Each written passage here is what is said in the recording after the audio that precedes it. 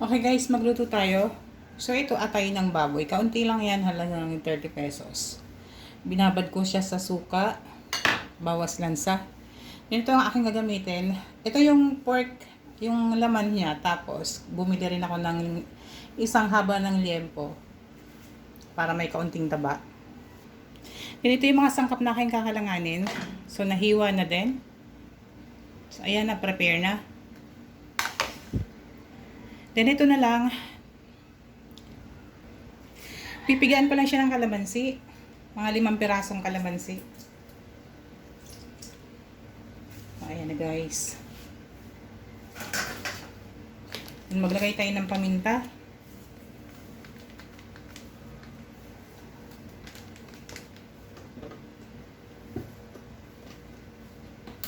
Then soy sauce. Okay, so haluin ko lang.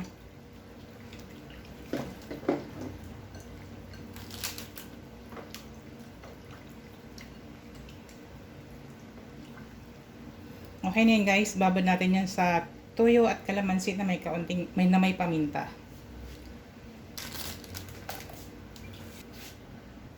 So ito na, simulan natin ang pagluluto. Painit natin yung kawali. Then maglagay tayo ng mantika.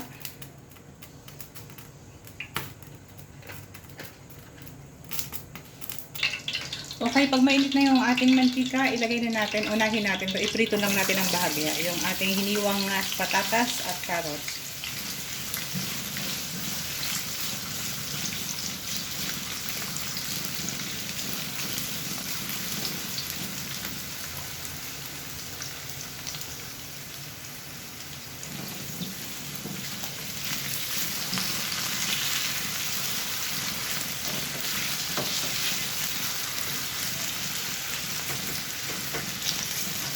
Mas masarap ang piprito natin ng bahagya yung patatas para manigat pagka kinakagat. Ayun.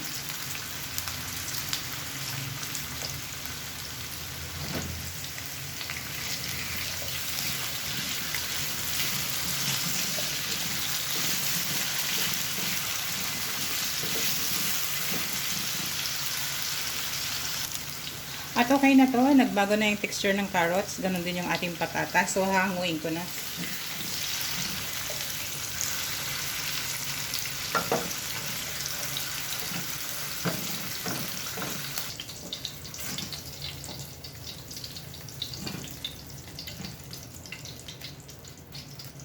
Then igisa na natin yung sibuyas.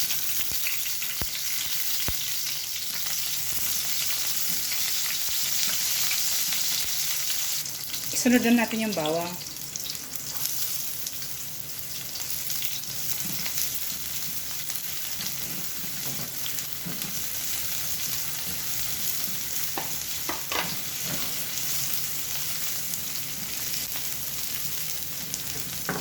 Nagbabago yung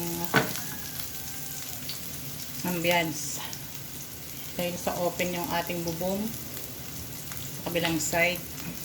So, yung araw, tirik na tirik, tapos bilang dililim. So, okay na to. Sunod ko na ilalagay yung ating minarinate na pork.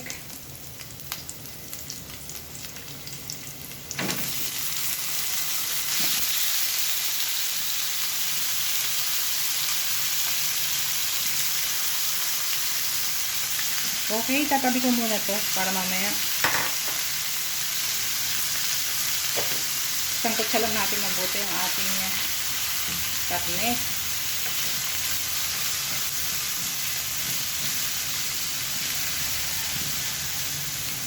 Okay guys, takpan muna.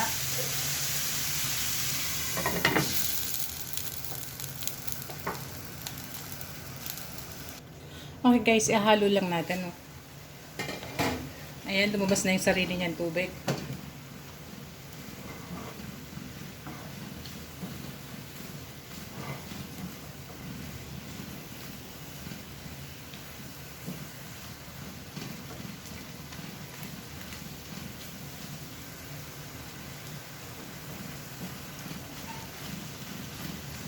Okay, patuyuin natin yung sarili niyang yung tubig. Ayan.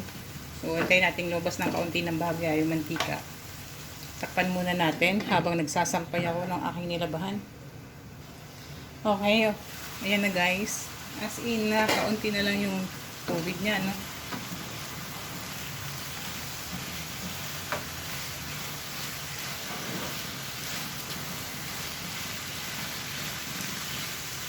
Lalagay ko na rin yung atay na binabad ko sa suka, pero hinugasan ko pa rin ng isang hugas para mawala yung asim.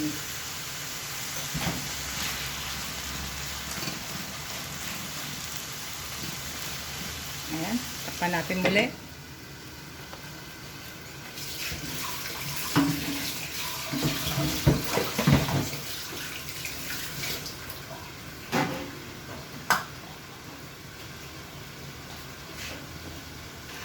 Halo lang natin.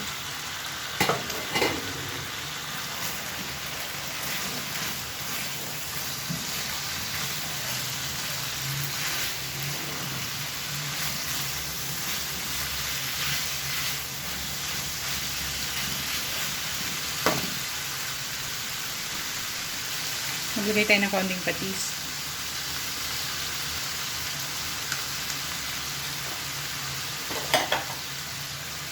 Then, lalagay ko na yung sarsa kanina.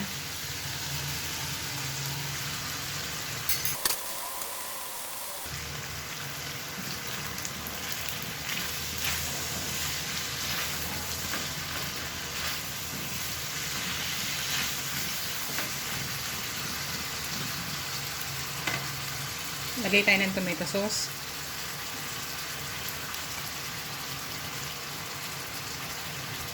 Ayan, so yung pinakamaliit na tomato sauce lang yan. 115 grams.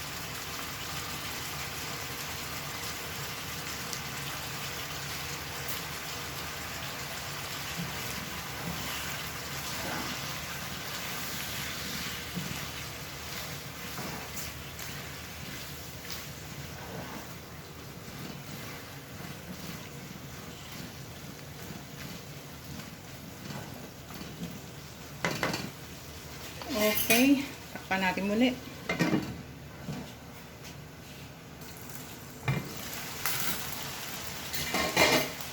Halo natin paminsan-minsan. So, ayan guys, halos mantika na lang niya yung sarsa niya, no?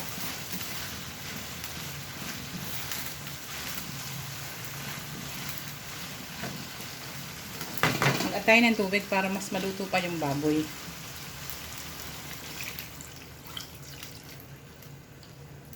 Kailangan sa pork lutong-luto.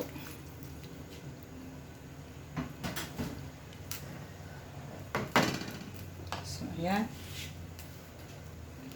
Lagay natin tong pork cubes. Takpan natin hanggang sa lumambot.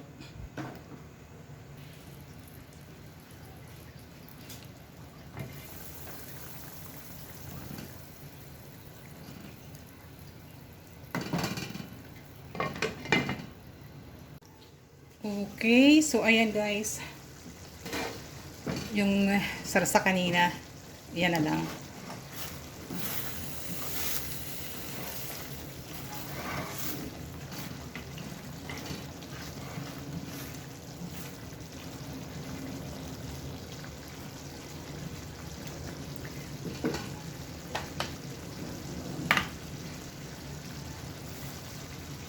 Ilagay na natin yung gulay, patatas at carrots.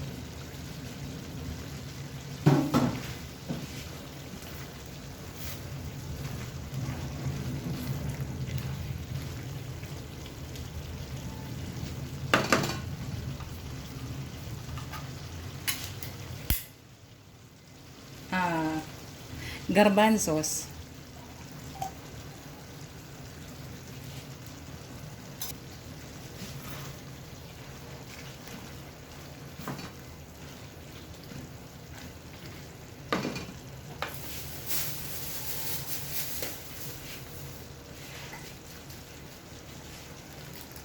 Dahil lulutuin mo natin yung patatas at carrots.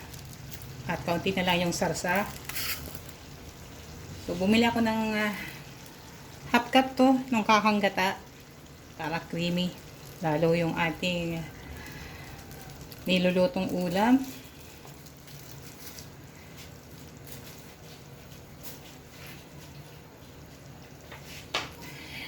Bicol version guys. May gata.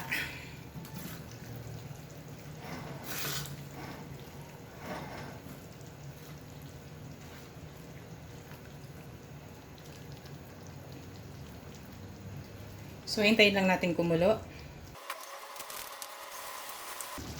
Ilagay natin yung ating bell pepper. Red and green bell pepper yan. Para mas ma-enjoy natin yung lasa. Iba yung aroma binibigay ng bell pepper. Then maganda rin ako ng bechin or MSG.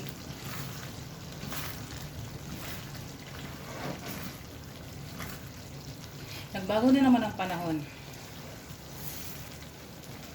Makulimlim na naman.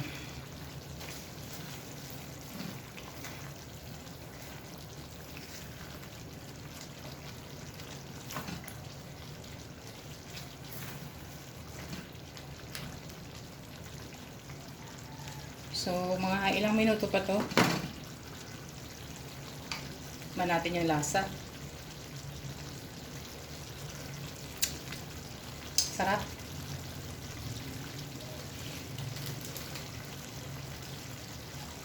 Parang masarap pag may kaunting suka.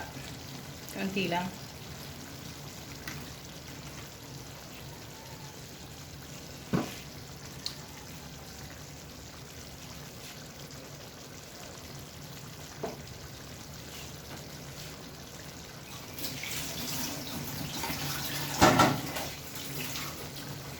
Para matagal mapanis pag hindi naubos agad. Halo na natin.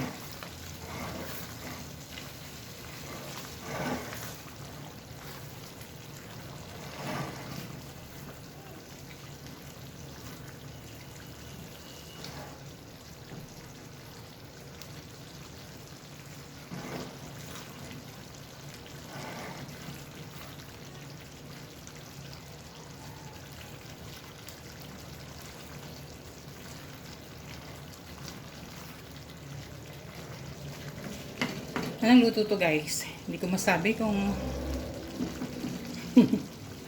igado, minudo. Ayan, basta lutong Bicolano. Hindi ba ko talaga yung recipe kasi wala lang para maiba naman. Tikman natin yung gulay kung luto na.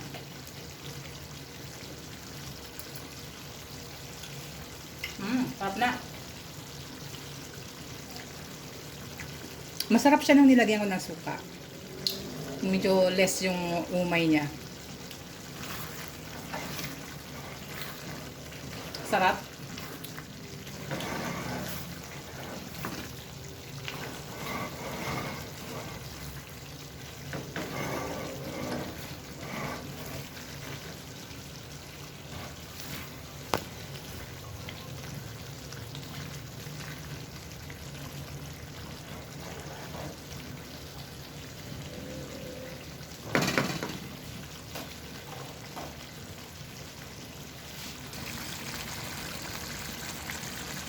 Ang bango.